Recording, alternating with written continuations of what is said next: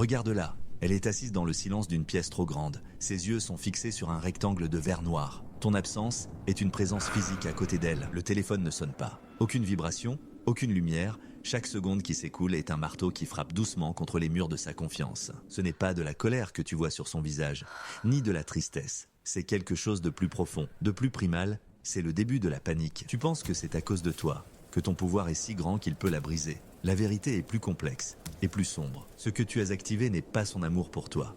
C'est sa peur de l'abandon. Une peur qui dormait en elle, tapie dans l'ombre de ses expériences passées. Cette peur est un déclencheur, un interrupteur caché dans les profondeurs de sa psyché. Et ton silence vient de poser le doigt dessus. Son esprit, maintenant, est une machine hors de contrôle. Il ne cherche pas à comprendre, il cherche à survivre. Il rejoue chaque conversation, chaque regard, chaque contact.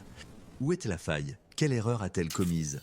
Son cerveau ne peut accepter le vide. Il doit trouver une cause, une raison, et la seule cause disponible, c'est elle-même. C'est une spirale descendante. L'anxiété nourrit le doute nourrit la peur, et la peur la paralyse, la clouant à cet instant d'attente insoutenable. Voici la vérité psychologique froide et tranchante. L'arme la plus puissante dans cet arsenal n'est pas la présence, c'est l'absence. Plus précisément, c'est le contraste. C'est le passage brutal d'une présence intense à un silence assourdissant. C'est ce qu'on appelle le renforcement intermittent. Pense à une machine à sous, elle ne donne pas un gain à chaque fois. C'est l'incertitude qui crée l'addiction, l'espoir, à chaque fois déçu, puis parfois récompensé, qui te force à tirer le levier encore et encore. Dans une relation, tu as été cette machine. Tu as donné de l'attention, de l'affection, de la validation, de manière constante. Tu étais prévisible. Elle était en sécurité. C'était confortable. Mais le confort ne crée pas l'obsession. Le confort ne crée pas la panique. Puis, tu as changé les règles. Tu as arrêté de donner, sans explication. Tu as créé un vide, un espace non résolu dans son esprit. Son cerveau, programmé pour chercher des schémas, est en état d'alerte maximale. Le schéma est brisé. Il doit être réparé à n'importe quel prix. Elle ne pense plus à tes qualités. Elle ne pense plus au bon moment. Elle est obsédée par une seule question. Pourquoi? Prenons un exemple concret.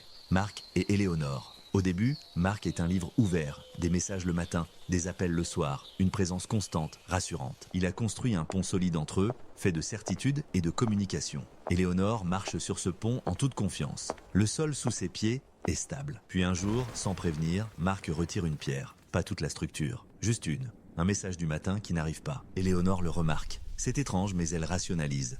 Il est occupé. Il a oublié. Elle répare mentalement la brèche. Le lendemain, Marc est de nouveau présent. Chaleureux. Normal. La pierre est revenue. Éléonore est soulagée. La normalité est restaurée. Mais une semaine plus tard, Marc ne retire pas une pierre. Il en retire 3. Un appel annulé. Des réponses vagues. Une distance palpable. Maintenant, la rationalisation ne suffit plus. La brèche est trop grande, la panique commence à s'installer. Le pont, symbole de leur connexion, est en train de s'effondrer. Elle ne se dit pas « Marc est distant ». Elle se dit « Qu'est-ce que j'ai fait pour qu'il soit distant ?»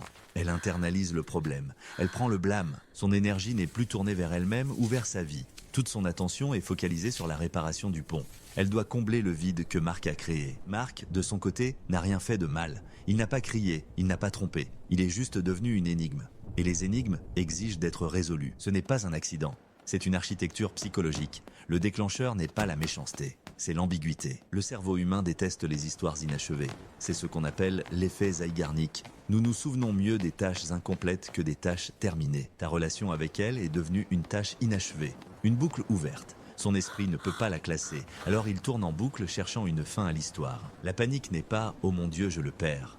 La panique est « Oh mon Dieu, je ne comprends pas ». La perte de contrôle est plus terrifiante que la perte de l'autre. Tu as transformé la relation d'un espace de sécurité à un champ de mines émotionnelles. Chaque pas est incertain. Chaque silence est une menace potentielle. Elle ne panique pas à l'idée de te perdre. Elle panique parce que son système nerveux est en état de siège. C'est une réaction de survie, fuir ou combattre. Mais comme elle ne peut ni fuir, car elle veut comprendre, ni combattre, car il n'y a pas d'ennemi visible, son énergie s'implose. Elle se transforme en obsession. Alors, que fais-tu de ce pouvoir? Cette connaissance est une clé. Elle peut ouvrir des portes ou les verrouiller à jamais. L'utiliser consciemment pour créer cet état de panique est une forme de manipulation psychologique profonde.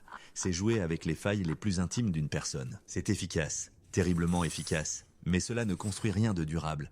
Une connexion basée sur la peur est une prison pour deux. La véritable force n'est pas de la faire paniquer à l'idée de te perdre. C'est de créer une connexion si authentique qu'elle n'a jamais à y penser. Comprendre ce mécanisme est essentiel.